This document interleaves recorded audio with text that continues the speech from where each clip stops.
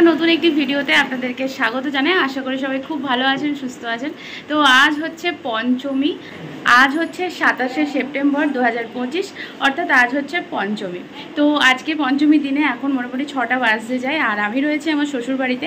তো আমরা সবাই মিলে আজকে যাচ্ছি ঠাকুর দেখতে। বর্ধমানে আজকে প্যান্ডেল হপিং করব। তো অবশ্যই পুরোটা আপনাদের সাথে শেয়ার করব। আর আমি জানি অনেক দিন বাদ ভিডিও দিচ্ছি, তো ঠিক আছে চলুন, কি আর করবো, ব্যস্ত হয়ে যাই। ফেসবুকটা অনন্যা ব্লগস, ওখানে কিন্তু প্রায় ভিডিও ছাড়ছি, তো ওটা দেখতে থাকুন আপনারা। তো চলুন আপনাদেরকে দেখাবো। আর এই হচ্ছে আজকে আমার লুক, আমি রেডি হয়েছি। তো চলুন আজকে যাই বর্ধমানে ঠাকুর দেখতে, আর আপনাদেরকেও দেখাবো। আর এই প্রথমবার আমি বর্ধমানে ঠাকুর দেখবো সবার সাথে। তো চলুন যাওয়া যাক। তো আমরা বেরিয়ে পড়েছি। এই যে মা, এদিকে এসো, এদিকে এসো সবাই।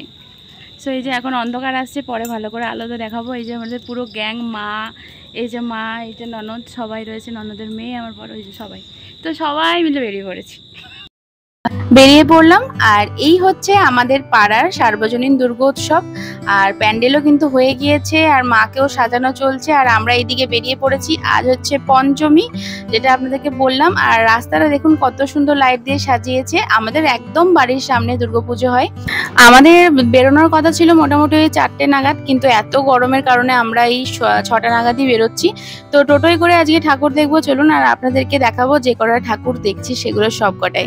আজকে আমরা প্রথম যে ঠাকুরটা দেখবো সেটা একদম রাস্তার মুখেই পড়েছে, সেটা হচ্ছে তেলিপুকুরের সুকান্ত স্মৃতিসংঘ। সেখানে কিন্তু খুব বড় করে প্যান্ডেল করেছে। রোজই যখন বর্ধমান যাই একবার করে তাকিয়ে দেখছিলাম যে এত সুন্দর প্যান্ডেলটা করছে। তো রাত্রেবেলায় যেন আরো বেশি সুন্দর লাগছে। এটা করেছে রামায়ণেরই একটা থিম। তো দেখুন আপনাদেরকে দেখাচ্ছি পুরোটা, আর আমি বেশি কথা বাড়াচ্ছি না, আপনারা পুরোটা একবার আমার চোখ দিয়ে দেখুন।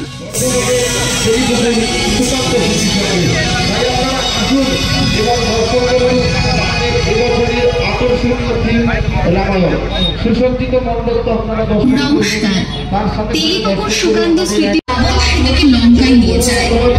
রাম ভগ্নহৃদয়ে বুদ্ধিমত্তার সাথে সেটাকে ফিরিয়ে আনার জন্য মা দুর্গার শরণাপন্ন হন। বীর হনুমান রামের অটল বন্ধু।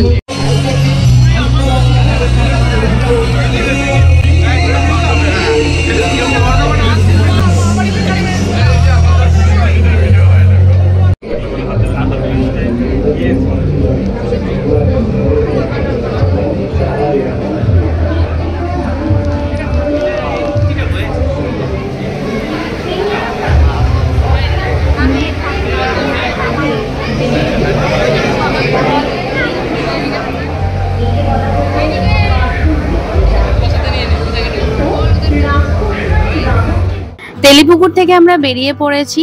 আর এই সমস্ত কিছু ঠাকুর দেখার ক্ষেত্রে একটাই অসুবিধা, সেটা হচ্ছে গাড়ি বা মোটর সাইকেল এইসব কিছু পার্ক করা। তো যাই হোক, সেসব ভিড় কাটিয়ে চলে এলাম আলমগঞ্জ বারোয়ারি ঠাকুর দেখতে।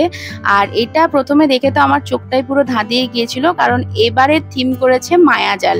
আর সত্যি এটার নামের সাথে কিন্তু এই যে প্যান্ডেলটা করেছে সেটার সার্থকতাও রয়েছে, কারণ সত্যি মায়াজালের মতনই চোখ ধাঁধিয়ে যাচ্ছে।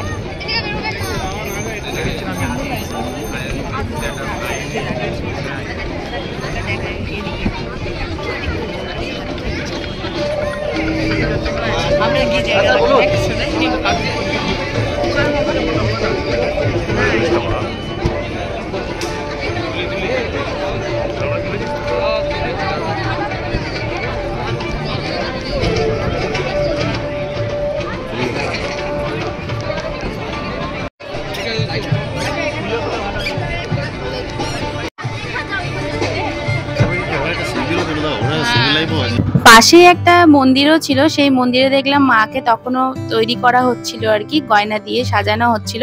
তো সেখানেও একবার দাঁড়িয়ে পড়লাম। তো আমরা তো ঠাকুর দেখছি, আর প্রচন্ড ভিড়, কোথায় টোটো আর কোথায় আমরা পুরো হেঁটে হেঁটে যাচ্ছি। এই যে সবাই মিলে পুরো হেঁটে যাচ্ছি, আর প্রচন্ড ভিড় হচ্ছে। সামনেগুলোর জন্য টোটোটাকে অনেক দূরে পার্ক করতে হচ্ছে, এটাই হয় আসলে।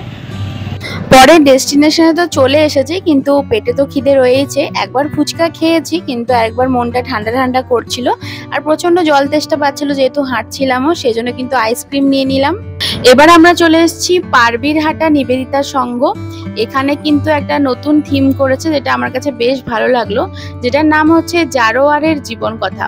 এখানে কিন্তু বেশ আদিবাসী সম্প্রদায়ের কিছু মানুষের মূর্তি এখানে কিন্তু রাখা হয়েছে। আর এত সুন্দর মূর্তিগুলো আপনারা দেখলে বুঝতে পারবেন, পুরো যেন মনে হচ্ছে যে আসল মূর্তি।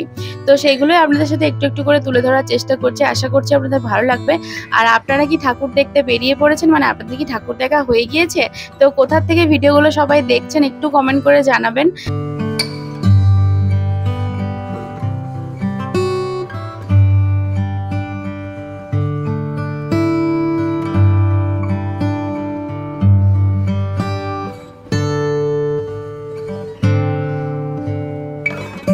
পুরো প্যান্ডেলটার মধ্যে আদিবাসী সম্প্রদায়ের ব্যবহৃত বিভিন্ন জিনিসের এত সুন্দর খুঁটিনাটি কাজ রয়েছে যে সেটা মাথা তুলে দেখবার মতো। শুধু এখানে নয়, প্রত্যেকটা প্যান্ডেলেই কিন্তু এই একই জিনিস।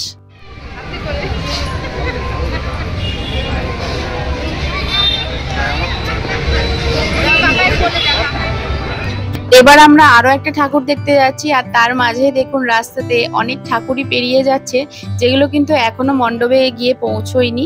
আর তারপরে কিন্তু দেখুন এখানে ফুচকা খেতে দাঁড়িয়ে পড়েছে আবার সবাই মিলে। তো এখানে দেখুন সবাই দাঁড়িয়ে পড়েছে পরপর, সেটাই ভাবলাম একটু আপনাদের সাথে শেয়ার করি। আর মা ওইদিকে বসে গিয়েছে, আমিও বসে গিয়েছি। প্রচন্ড পায়ে ব্যথা করছিল, মানে যেটা বললাম আপনাদেরকে, টোটো এক জায়গায় আমরা আরেক জায়গায়, প্রচন্ড ভিড় রাস্তার মধ্যে, হেঁটে হেঁটেই প্রায় অর্ধেক ঠাকুর দেখতে হয়েছে।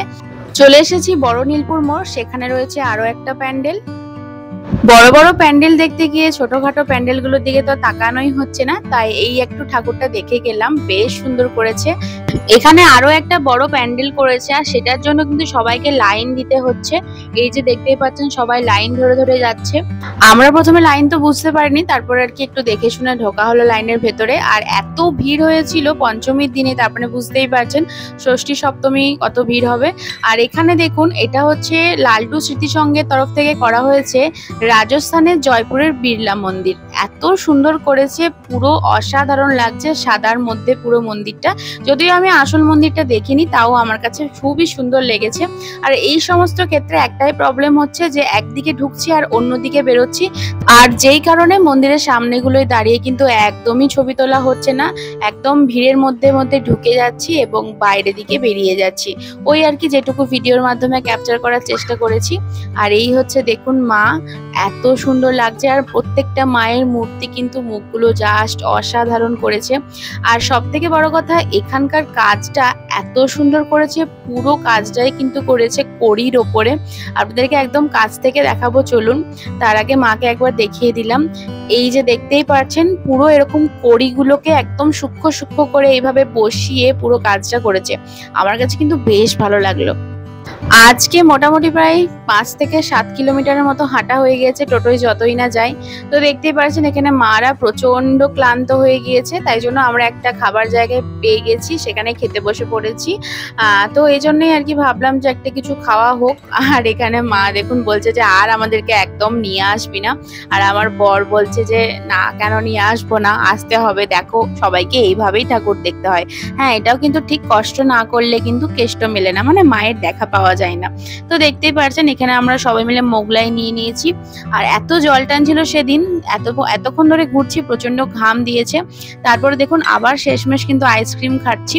আসলে আমরা এই কটা ঠাকুরই কভার করতে পেরেছি, তার বেশি পারিনি, কারণ প্রচন্ড গরম রয়েছে সেদিন। তো আজকের ভিডিওটাও এখানে শেষ করব, আশা করছি ভালো লেগেছে।